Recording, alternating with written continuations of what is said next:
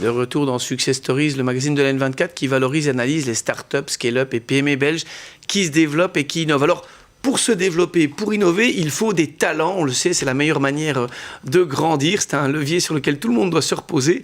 Et on a ici un talent, en l'occurrence David Muldermans. Bonjour David. Bonjour Pierre. Vous êtes devenu le spécialiste de la chasse aux talents. On va revenir sur votre solution. Mais avant, vous êtes donc cofondateur de ProUnity, mais vous avez fait des études de sales et marketing à Leuven. Vous avez commencé votre carrière dans le fast-moving consumer goods. Vous avez notamment travaillé chez Ferrero. Ensuite, c'est plus de 15 ans d'expérience de société de consultance informatique dans les fonctions de sales management. En 2015, avec 2 autres associés, si je comprends bien, vous avez lancé ProUnity, qui a notamment gagné toute une série de prix, dont notamment le fait que vous êtes reconnu par Deloitte comme une des Fast 50, donc une des entreprises qui grandit le plus et qui a aussi une solution de forte croissance ces dernières années. Alors, c'est quoi en fait, pour aller sur ProUnity, si on doit résumer le problème que vous avez voulu résoudre dans cette fameuse guerre des talents? Oui, donc en fait, ProUnity est une HR Tech qui se concentre principalement sur les flex workers. Et depuis quelques années, mais aujourd'hui plus que jamais, les entreprises ont du mal pour attirer les bons talents. Et grâce à ProUnity, ces entreprises ont maintenant un accès à un écosystème de plus de 10 000 freelance et plus de 1000 sociétés de services. Et en plus de ça, nous avons en fait centralisé l'offre et demande sur une plateforme digitale afin de rendre la recherche et la gestion de ces ressources externes beaucoup plus cost-efficient et transparent. Oui, donc ça, c'est pas mal. Vous êtes un vrai business de plateforme, mais processus digital pour gérer les talents, concrètement, ça veut dire quoi? Mais disons qu'en fait, on a un peu révolutionné un marché papier et email. Et cela, en fait, on a fait en centralisant toutes les étapes à partir de la création d'une demande, la sélection des candidats, la contractualisation, jusqu'à la prestation et la facturation. Et ceci, non seulement on a fait pour les entreprises, mais aussi pour les freelances et les sociétés de services. Donc finalement, tout le monde y gagne. Oui, donc effectivement, vous avez trois types d'acteurs. Gain de temps, gain d'efficacité, enfin c'est ce que j'entends dans ce que vous me dites, mais vous vous adressez à quel type d'entreprise? Il faut quand même avoir un certain nombre de contrats externes à devoir gérer. C'est quoi la taille d'entreprise? Oui, donc ProUnity est depuis quelques années actif dans le secteur public comme dans le secteur privé. Nos clients cibles sont principalement des entreprises qui font régulièrement appel à un grand nombre de ressources externes. Donc aujourd'hui, par exemple, on a une trentaine de clients, type Credendo, Smalls, Forem et d'autres, et des sociétés qui ont plus de 25 externes à gérer ou à chercher par an vont donc très vite sentir les bénéfices d'une solution comme ProUnity. Et ce qu'on entend souvent de nos clients, c'est que grâce à ProUnity, ils arrivent à trouver beaucoup plus vite les bons talents, ils ont un plus grand choix à une meilleure qualité, ils payent le juste prix grâce au market competition que nous créons en fait sur la plateforme, et bien sûr, ils arrivent à diminuer leur coût opérationnel. Comment ça fonctionne? Imaginons j'ai 10 talents à recruter et je pense qu'avec The Future of Work, on va de plus en plus avoir comme ça besoin de talents ponctuels, spécialisés, externes. Comment j'utilise cette plateforme? Déjà, Pierre, je suis toujours parti du principe que a simple process needs a simple solution. C'est hyper important. Et donc, en fait, on a créé une plateforme qui est super intuitive afin de garantir que nos utilisateurs embrace à 100% notre solution. Et alors, comment ça fonctionne? Une fois que l'entreprise a été créée sur la plateforme, les clients peuvent très facilement créer et publier la demande envers notre marketplace. Les freelances, les sociétés de services qui sont enregistrées, qui ont accepté les contrats, donc les conditions contractuelles, peuvent dès lors en fait présenter leurs candidats ou postuler. Et notre plateforme, grâce au matching engine, donc une méthodologie de matching engine d'intelligence artificielle, va proposer une shortlist des meilleurs candidats. Et bien sûr, les différentes étapes comme sélection de candidats, planification des interviews et toutes les notes qu'on prend quelque part en interne sont aussi gérées sur la plateforme.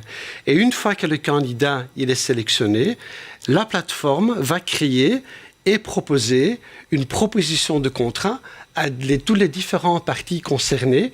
Et une fois que celle-ci est acceptée sur la plateforme, le candidat il peut démarrer sa mission. Très facile. Oui, donc en fait, j'aimerais bien quand vous dites que vous avez des critères de sélection pour bien matcher. Alors, on n'est pas du tout là-dedans, mais c'est un peu comme si sur Tinder, vous aviez toutes les infos pour pouvoir dire ça, ce couple-là va matcher. C'est important, effectivement, une plateforme de faire gagner du temps, de curer un petit peu la base de données. Alors, en effet. Au-delà de cette intelligence artificielle qui va être active dans la sélection, etc., j'ai compris qu'il y avait aussi une équipe qui pouvait alors prendre un contact direct. Il y a encore la possibilité quand même de parler à, pas un robot, mais à quelqu'un chez vous, pour aider justement encore mieux exploiter l'outil. C'est volontaire, ça, le fait de rajouter encore toujours cette human touch dans l'approche du système? Ah oui, absolument. On est une HR Tech, donc bien sûr c'est digital first, mais on sait d'expérience, et surtout en Belgique, que la notion humaine, le human touch, est hyper important. Donc grâce à la digitalisation, nous mettons les clients dans le driving seat, mais nous avons aussi une équipe d'experts qui vont ou qui sont là pour aiguiller et pour aider nos clients, mais aussi les freelances et les sociétés de services, en fait, dans leur customer journey.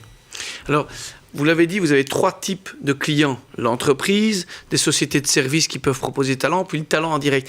Votre marketing, vous l'organisez comment? Comment vous faites pour justement aller chasser tous ces bons talents? Oui. Et faire en fait sur votre plateforme, quoi. Oui, je comprends. Donc déjà, ce qu'on constate, c'est qu'il y a beaucoup d'études qui confirment aujourd'hui que les freelances et les sociétés de services vont de plus en plus rechercher des nouvelles missions à travers des plateformes type ProUnity, donc des places de marché B2B. Alors, pour réattirer les freelances, c'est vraiment une question d'offre et demande. Plus il y a des demandes publiées sur la plateforme, plus que nous avons des enregistrements de freelance et de sociétés de services. Oui, c'est l'effet de plateforme. C'est comme les jeux vidéo. Si j'ai le jeu vidéo de telle marque, il y aura beaucoup de jeux qui auront envie d'être sur le jeu vidéo, et parce qu'il y a beaucoup de gens qui vont jouer avec cette plateforme, vous devez justement intermédier un peu tout ça. Voilà, et tout ça, en fait, on va renforcer parce que chaque demande est en plus publiée sur les médias sociaux. Et aujourd'hui, on a plus ou moins une centaine de demandes par mois que nous publions sur notre plateforme. Alors pour les clients, pour les attirer pour travailler ProUnity, c'est un peu différent.